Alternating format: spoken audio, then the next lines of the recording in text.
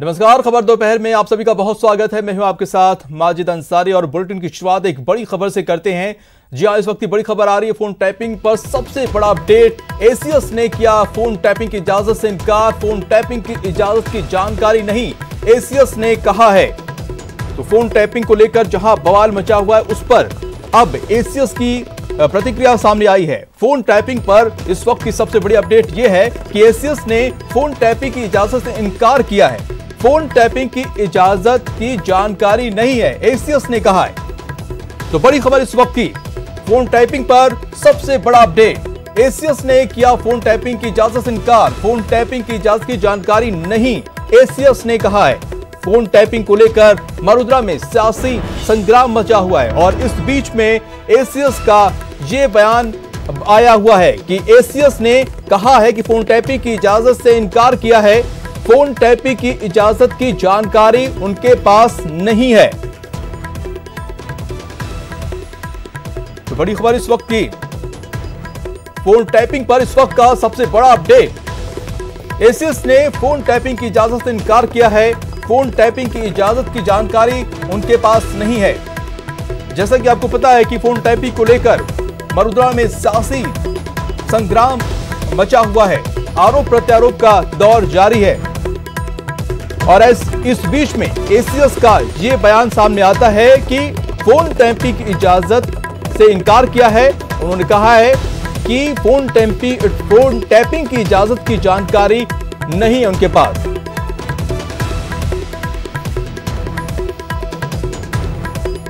तो बड़ी खबर आपको बता दें, फोन टैपिंग को लेकर एक बड़ा अपडेट सामने आया है। इस वक्त एसीएस ने इस पर बयान अपना जारी किया है। उन्होंने कहा है कि फोन टैपिंग की इजाजत की जानकारी नहीं है। और एक और बड़ी खबर आ रही है, आपको बता दें कि खरीद फरोख्त मामले से जुड़ी है। ये वॉइस सैंपल के लिए एसओजी ने अर्जी लगाई है। एसीजेएम 2 कोर्ट में एसओजी ने अर्जी लगाई है। अशोक सिंह और भरत मालनी के वॉइस सैंपल के लिए अर्जी दी गई है। ऑडियो रिकॉर्डिंग के आधार पर दोनों की हुई है गिरफ्तारी। तो बड़ी खबर इस वक्त की आपको बता दें, खरीद फरोख्त मामले में जयपुर से यह बड़ी खबर है। वॉइस सैंपल के लिए एसओजी ने अर्जी लगाई है। एसीजेएम 2 कोर्ट में एसओजी ने यह अर्जी लगाई है। अशोक सिंह और भरत मालनी के वॉइस सैंपल के लिए अर्जी दी गई है। आपको बता दें कि ऑडियो रिकॉर्डिंग के आधार पर दोनों की गिरफ्तारी की गई है। बड़ी खबर इस वक्त की खरीद फरोख्त से लेकर वॉइस सैंपल के लिए एसओजी ने अर्जी लगाई है एसीजेएम 2 कोर्ट में। राकेश गुसाई हमारे साथ जुड़ चुके। राकेश, अब कोर्ट में अर्जी लगाई है एसओजी ने, 2 लोगों को गिरफ्तार किया है, क्या है पूरी जानकारी? देखिए, कोर्ट को अर्जी लगा दी गई है। कोर्ट को अर्जी लगाने के साथ में कोर्ट ने इस विषय को लेकर अभी कोई फैसला नहीं सुनाया है, क्योंकि अभी कोर्ट लंच के बाद में अभी कोर्ट कुछ ही समय बाद में दोबारा से बैठेगा और उसके बाद में ये कह पाना अभी जल्दबाजी होगा कि कोर्ट ये स्वीकृति देता है या नहीं देता है। पर यह है कि एसओजी के अधिकारी कोर्ट परिसर के अंदर मौजूद हैं। उनके द्वारा ये एप्लीकेशन दे दी गई है कि अब वो दोनों आरोपियों की वॉइस सैंपलिंग कराना चाहते हैं। इसके तहत अगर कोर्ट परमिशन देता है तो उसके बाद यहाँ पर वॉइस सैंपलिंग हो पाएगी। एक बात और इसके अंदर कि अगर अक्यूज चाहे तो वॉइस सैंपलिंग नहीं भी दे सकता है। इसके लिए वो उसको प्रेशराइज नहीं किया जा सकता। इसके लिए वो चाहे तो कोर्ट भी जा सकता है। जी, इसमें अशोक सिंह और भरत मालनी के वॉइस सैंपल की बात की जा रही है। तो इस रिकॉर्डिंग में क्या कुछ इस तरह की बातें सामने आई हैं और जिसकी सैंपलिंग की बात कही जा रही है? कई महत्वपूर्ण चीजें हैं। जिस प्रकार से पिछली दफा 25-25 करोड़ रुपए में विधायक खरीद फरोख्त की बात कही गई, इसके अलावा महत्वपूर्ण बातें थी जो कि सरकार गिराने को लेकर थे। रिगार्डिंग कई विषय इस तरह के थे कि जो कि राज्य सरकार के लिए राजद्रोह का मामला बनता है। इसमें सबसे बड़ी चीज है कि इस पूरे घटनाक्रम को लेकर जो भी अभी तक जो भी निष्कर्ष निकला, उसके आधार के ऊपर एसओजी ने अपने ऑपरेशन किया और इन सभी दोनों लोगों को गिरफ्तार किया और अब कोर्ट के अंदर कुछ ही समय बाद में उन्हें पेश किया जाएगा। तो ये सुनवाई कब तक शुरू हो जाएगी और कोर्ट के फैसले के बाद क्या फिर रुख रहने वाला है?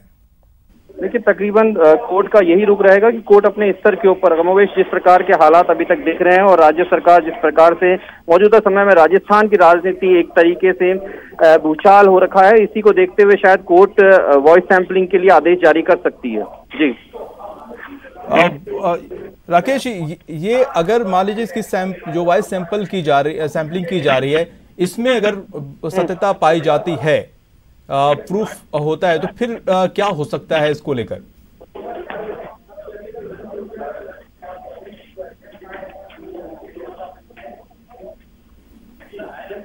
राकेश से बात हमारी नहीं हो पा रही है।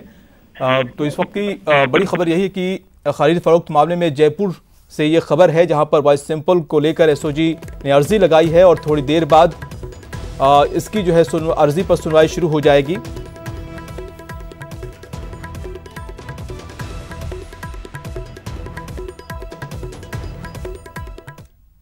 रुक करते अगली खबर का। इस वक्त की एक और बड़ी खबर है जिसको लेकर सियासी महकमे में एक तरह से फिर से भूचाल आने वाला है। बीजेपी एमएलए कैलाश मेघवाल का अपनी ही पार्टी पर निशाना साधा है। सरकार के खिलाफ साजिश रचने का आरोप लगाया है। प्रदेश में हॉर्स ट्रेडिंग हो रही है। कैलाश मेघवाल ने कहा है विधायकों की खरीद फरोख्त की कोशिश की गई है। सरकार गिराने की ऐसी साजिश पहले नहीं हुई।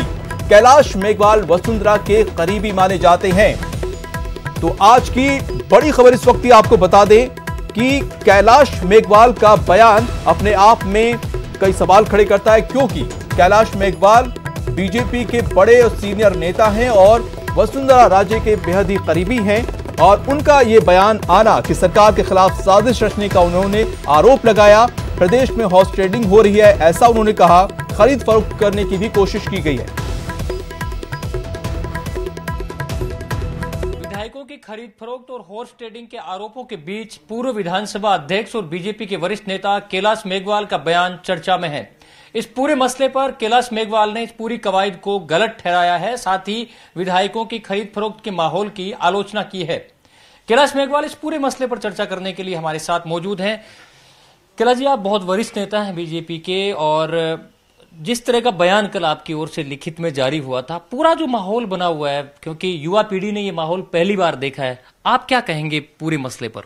मेरा राजनीतिक ओरिएंटेशन जनसंघ, जनता पार्टी और भारतीय जनता पार्टी का है, और इस ओरिएंटेशन में एक मुख्य मुद्दा जो राजनीति करने का होता है वो नैतिक मूल्यों की राजनीति, और इसलिए नैतिक मूल्यों की राजनीति हमारा आधार है। इस स्थिति में Bharatiya Janata party horse trading में कभी इन्वॉल्व नहीं हो सकती। ये एक गंदी राजनीति है और इस तरह की बात करना भारतीय जनता पार्टी के लिए शोभाजनक नहीं है। आपकी पार्टी के भी कई नेताओं के नाम मुख्यमंत्री ने खुद और कांग्रेस के कई नेताओं ने बीजेपी पर सीधा आरोप लगाया कि बीजेपी इस पूरे सचिन पायलट और उनके खेमे की जो बगावत है उसके पीछे बीजेपी पर आरोप लग रहे हैं। कांग्रेस का जो सरकार है उनका अंतर्कलह बहुत आगे बढ़ गया है, और उस अंतर्कलह से ध्यान हटाने के लिए इधर उधर की बातें की जा रही है जिनसे मैं सहमत नहीं हूं। आपकी जो अलाई हैं, सहयोगी हैं आरएलपी, उसके नेता हैं हनुमान बेनीवाल, वो वसुंधरा जी पर आरोप लगा रहे हैं कि वो गहलोत जी से मिले हुए हैं, दोनों मिलीभगत करके और ये सारा कुछ वो कर रहे हैं। उस पर क्या कहेंगे आप? उनको गुलाब चंद कटारिया जो हमारे प्रतिपक्ष के नेता है, उन्होंने वैसे ही फटकार लगा दी है और उनको इस तरह के बयान देने से प्रतिबंधित कर दिया है। तो आपका ये कहना है कि ये जो पूरा है इसमें बीजेपी दूर है, मतलब बीजेपी का इन्वॉल्वमेंट है नहीं इस पूरे मसले पर कहीं भी? देखिए, राजस्थान की राजनीति में बीजेपी प्रतिपक्ष के रूप में एक बहुत शक्तिशाली संगठन है, और ऐसी स्थिति में राजनीति की दृष्टि राजनीतिक हालात पर निश्चित रूप से भारतीय जनता पार्टी की नजर है।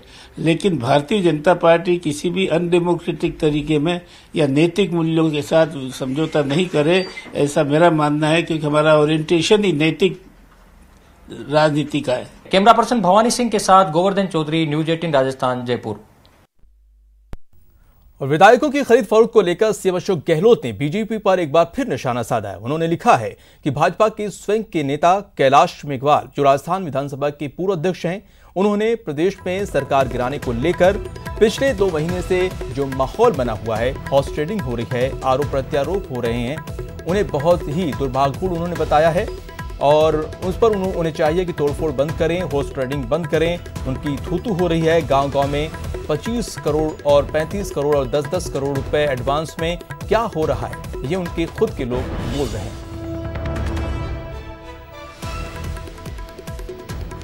तो अशोक गहलोत का ट्वीट सामने अब आया है। उन्होंने कैलाश मेघवाल के हवाले से बीजेपी पर निशाना साधा है। उन्होंने ट्वीट करके कहा है कि और इस बीच सियासी घमासान के बीच में आपको बड़ा अपडेट बता दें कि बीएसपी ने राष्ट्रपति शासन की मांग की है। बीएसपी सुप्रीमो मायावती ने ट्वीट किया है, राजस्थान के सियासी घमासान को लेकर ट्वीट किया है। बीएसपी ने प्रदेश सरकार पर निशाना साधा है। सीएम ने पहले दल बदल कानून का उल्लंघन किया, फोन टैप करवाकर गैर कानूनी और असंवैधानिक काम किया है। तो मायावती ने ट्वीट कर कहा है कि जैसा कि विदित है कि राजस्थान के मुख्यमंत्री अशोक गहलोत ने पहले दल बदल कानून का खुला उल्लंघन व बीएसपी के साथ लगातार दूसरी बार दगाबाजी करके पार्टी के विधायकों को कांग्रेस में शामिल कराया और अब जग जाहिर तौर पर फोन टैप करा के इन्होंने एक गैर कानूनी व असंवैधानिक काम किया है। इस प्रकार राजस्थान में लगातार जारी राजनीतिक गतिरोध, आपसी उठापटक व सरकार अस्थिरता के हालात का वहां के राज्यपाल को प्रभावी संज्ञान लेकर वहां राज्य में राष्ट्रपति शासन लगाने की सिफारिश करनी चाहिए ताकि राज्य में लोकतंत्र की और ज्यादा दुर्दशा न हो।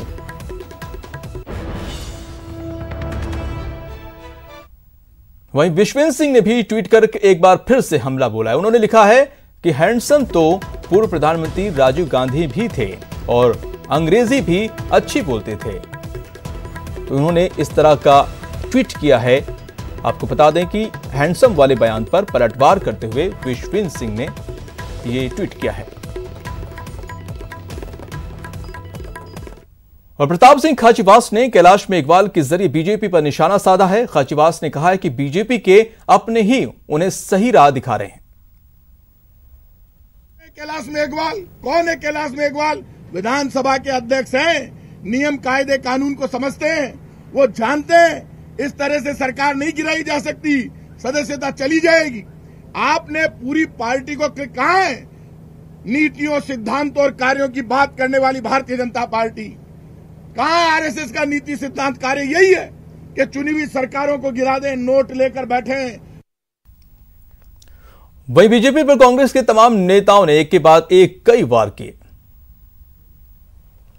पाकिस्तान की एसओजी पुलिस को हरियाणा की भाजपा सरकार की पुलिस के द्वारा रोका गया और रोकने के दौरान जब तक रोके रखा जब तक उन वहां पर ठहरे हुए विधायकों को वहां से चोर रास्ते से दूसरी जगह शिफ्ट नहीं कर दिया गया। ये जो कृत्य है ये संविधान के खिलाफ है, कानून के खिलाफ है। कहां आरएसएस का नीति सिद्धांत कार्य यही है कि चुनी हुई सरकारों को गिरा दें, नोट लेकर बैठे, खुलेआम नोटों की बोली लग रही है। आप कह रहे हो बाड़ेबंदी, बाड़ेबंदी कांग्रेस की नहीं है। बाड़ेबंदी अब जो लोग हमारे विधायक गए वो अब बीजेपी के पेरोल पर हैं। आज तक एक बयान नहीं आया। रोज अशोक गहलोत सामने आते हैं, रणदीप सुरजेवाला सामने आते हैं, अविनाश पांडे सामने आते हैं, गोविंद सिंह डोटासरा, रघु शर्मा सामने आते हैं।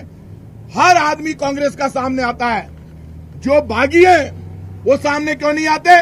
उनकी जगह सामने आती है भारतीय जनता पार्टी, क्योंकि भारतीय जनता पार्टी ने पूरी स्क्रिप्ट लिखी है। ये कितना भी जोर लगा लो, यहाँ मेजोरिटी प्रूव करेंगे फ्लोर के ऊपर। लेकिन जो बेईमान है, क्योंकि इनके माता पिता हमको फोन कर रहे हैं कि हमारे बच्चे को कैद कर रखा है, किसी की पत्नी फोन कर रही है कि मेरे पति को कैद कर रखा है। अगर हिम्मत है, लोकतंत्र में भरोसा है तो खुला कर दो इनको। ये बार बार कह रहे हैं कि आईटीसी यहाँ पे ये जो होटल है हमारी फेयरमाउंट, इससे जैसे ही विधायकों को खुला करेंगे हमारे बाड़े में आ जाएंगे। आपको चुनौती है मेरी, आप अपने 19 विधायकों को फ्री कर दो। उनमें से कितने इधर कांग्रेस कैंप में छटपटा रहे हैं वापस आने के लिए। तो टेप कांड पर मलोधरा में सियासी जो है सियासत गर्म है और एफआईआर के दौर के बीच अब सवालों की झड़ी लग रही है। पहले सीएम गहलोत और कांग्रेस के नेता सवाल पूछ रहे थे, अब बारी बीजेपी की है। बीजेपी ने कांग्रेस से टेप कांड को लेकर 5 सवाल पूछे हैं और इसकी सीबीआई जांच की मांग की है। तो कांग्रेस ने भी पलटवार किया है।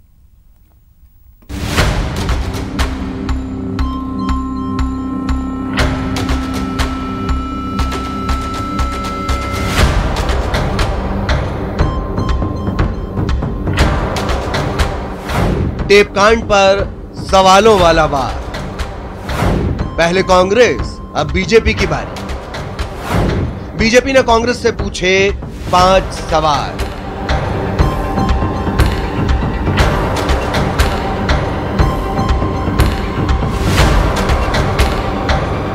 मामला गर्म है और सियासत तेज। मरुधरा में टेपकांड से भूचाल मचा है। जयपुर से शुरू हुआ मामला गुरुग्राम के बाद अब दिल्ली में भी दस्तक देता दिख रहा है। टेपकांड को लेकर दिल्ली से सवाल उठा है। टेपकांड में कांग्रेस के बाद अब बारी बीजेपी की है। बीजेपी ने कांग्रेस से 5 सवाल पूछे हैं। सवाल नंबर 1, क्या आधिकारिक रूप से फोन टैपिंग हुई? एफआईआर में कहा जाता है ये जो टेप से हमें सोशल मीडिया इत्यादि से मिला है, मगर आप तो सीना ठोक के कह रहे हैं ये ऑथेंटिक है। मतलब फोन टेपिंग किया गया क्या, तभी तो ऑथेंटिक है या नहीं आप कह सकते हैं। ये पहला प्रश्न है। सवाल नंबर 2, क्या फोन टैपिंग के नियमों का पालन हुआ? दूसरा प्रश्न है, is it not a sensitive issue? Phone tapping अगर किया गया है, क्या ये एक संवेदनशील और एक कानूनी विषय नहीं है? Is it not a sensitive and a legal issue? इसका जवाब कौन देगा? सवाल नंबर 3, फोन टैपिंग में संवैधानिक प्रक्रिया पूरी हुई? Third, assuming that you have taped phones, the question is, प्रश्न है कि was the standard operating procedure followed? जो फोन टेपिंग होता है उसके लिए एक स्टैंडर्ड ऑपरेटिंग प्रोसीजर होता है। वो प्रोसीजर मैं लेके आया हूं, ये प्रोसीजर से आपको अवगत भी कराऊंगा। क्या ये स्टैंडर्ड ऑपरेटिंग प्रोसीजर, इसको कांग्रेस की सरकार ने फॉलो किया? सवाल नंबर 4, क्या सभी दल के नेताओं के फोन टैप हो रहे हैं?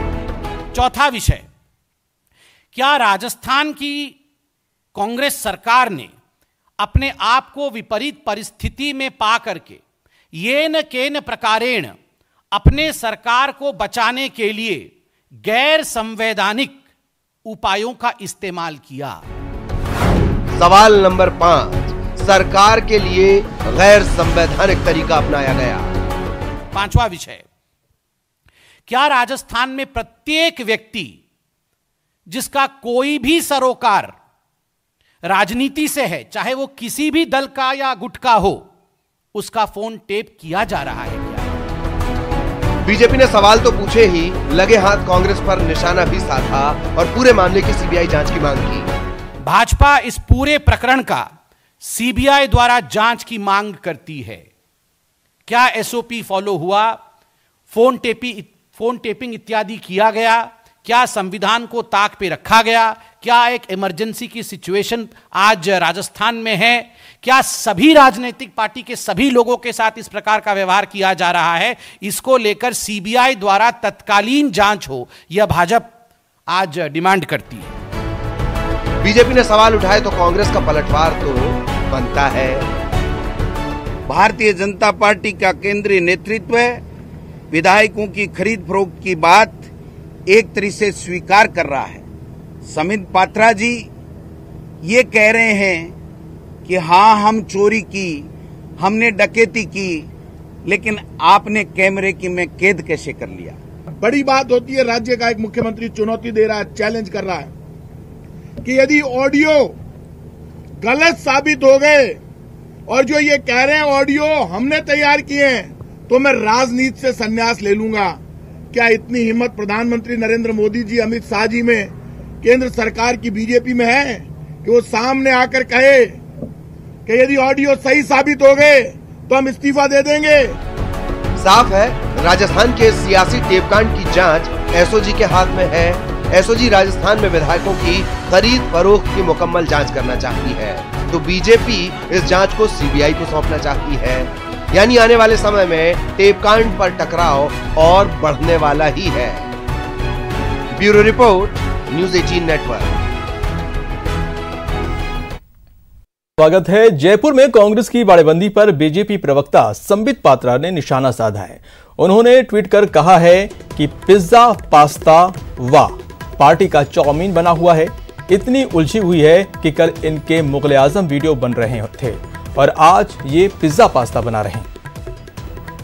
तो एक अलग अंदाज में संबित पात्रा ने तंज किया है, लिखा है पिज्जा पास्ता वाह, पार्टी का चाउमीन बना हुआ है। इतनी उलझी हुई है कि कल इनके मुग़ल आज़म वीडियो बना रहे थे और आज ये पिज्जा पास्ता बना रहे हैं। तो एक अलग ही अंदाज होता है समित पात्रा का और अपने उसी अंदाज में उन्होंने ट्वीट किया है और उसी अंदाज में कांग्रेस पर तंज कसा है।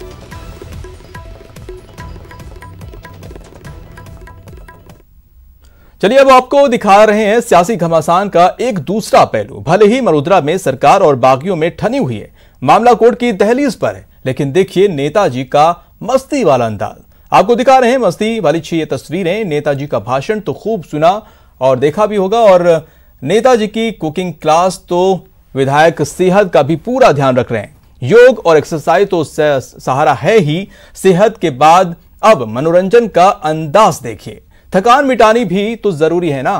बाड़ेबंदी में खाने पीने का भी पूरा ध्यान रखा जा रहा है। सुबह के वक्त ब्रेकफास्ट भी तो जरूरी है और गेम भी जरूरी है। सियासी गेम तो बाहर चल ही रही है, मानसिक गेम भी तो चाहिए ना। और जन्मदिन आ गया तो क्या फिर कहना। नेताजी बर्थडे सेलिब्रेट ना करें, ऐसा कैसे हो सकता है। तो देखिए मरोदरा के विधायक जी का बर्थडे सेलिब्रेशन। और जयपुर के फेयरमाउंट होटल में देखिए सियासत का सेहत वाला डोज। राज्य में सियासी सेहत का भले ही जो भी हाल हो, लेकिन होटल में कांग्रेसी विधायक अपनी भी सेहत का पूरा ख्याल रख रहे हैं। नियमित योग और एक्सरसाइज भी करते हुए खुद को फिट और जो है एंड फाइन रखने की जुगत में लगे हुए हैं। आखिर सियासी महासमर जो ठहरा, ऐसे में विधायक को फिट रहने पर ध्यान रखना तो बनता ही है। होटल फेयरमाउंट में विधायकों का अनोखा अंदाज भी देखने को मिल रहा है। वक्त बिताना है तो किचन से अच्छी जगह भला क्या हो सकती है। ममता भूपेश ने कमान संभाली तो कई और विधायक भी सामने आ गए।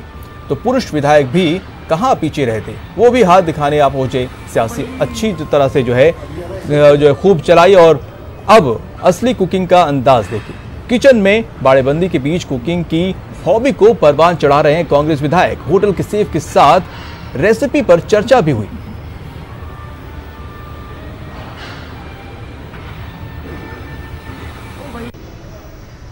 और अब ब्रेकफास्ट तैयार हो चुका है तो अब उसका लुत्फ उठाना तो बनता ही है।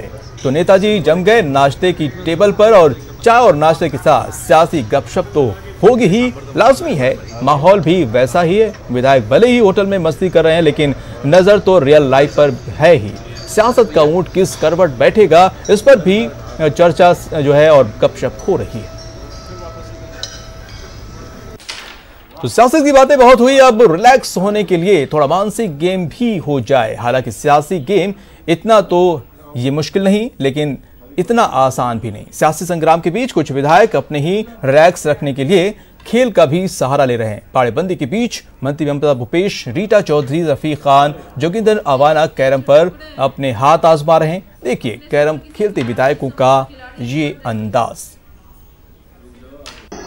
और चलिए खेल भी हो गया, नाश्ता भी और एक्सरसाइज भी, तो अब मनोरंजन भी हो जाए। तो विधायक जी फिल्म देखने लगे और वो भी जिले इलाही वाली। ना समझ पाए तो वो बता दें कि जयपुर के फेयरमाउंट होटल में मरोदरा के जनप्रतिनिधि मुग़ल आज़म देख रहे और चिल कर रहे हैं। सियासत और काम धाम के बाद ये भी जरूरी है ना।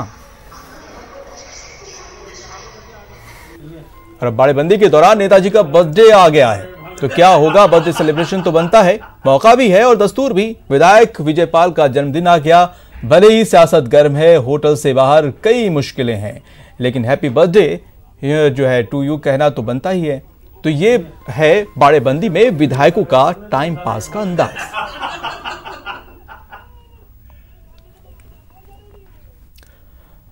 अब हम आपको दिखाने जा रहे हैं एक ऐसा बम ब्लास्ट जो लाइव है, लेकिन इससे किसी को नुकसान नहीं हुआ है। लेकिन इस बम ब्लास्ट की तस्वीरें तो देखकर इस बम की ताकत का सिर्फ अनुमान ही लगा सकते हैं।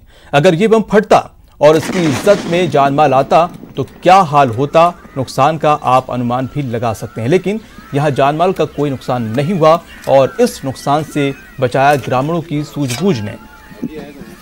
पुलिस की चौकसी और सेना के जवानों ने अब एक करके सबकी जिम्मेदारी समझ ली। श्रीगंगानगर के अनूपगढ़ शाखा की RD 11 के पास खेत में ये बम मिला। सूचना मिलने पर पुलिस ने सूझबूझ का परिचय दिया। बम को अपने कब्जे में लिया। कोने को माफ कीजिएगा, फिर सेना को इस बारे में बताया गया और बाद में सेना के जवानों ने इस ब्लास्ट पर को जो है डिफ्यूज कर दिया। तस्वीरें आप देख सकते हैं और अंदाजा लगा सकते हैं कि कितना ताकतवर ये बम था। और कहीं अनहोनी होती तो सोचिए कि क्या कुछ हो सकता था।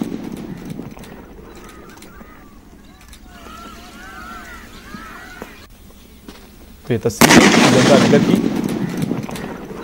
तमाम लोगों की सूझबूझ की वजह से एक बड़ा हादसा टल गया। ये बम कैसे कहां पहुंचा यहां पर, ये तो जांच का विषय है, लेकिन इतना जरूर है कि ग्रामीणों की और लोगों की सूझबूझ की वजह से इस बम को डिफ्यूज कर दिया गया। लेकिन तस्वीरें बेहद ही भयावह हैं, डरावनी हैं और सोचने वाली बात यह है कि अगर कोई अनहोनी होती तो सोचिए कितना बड़ा जानमाल का नुकसान हो सकता था।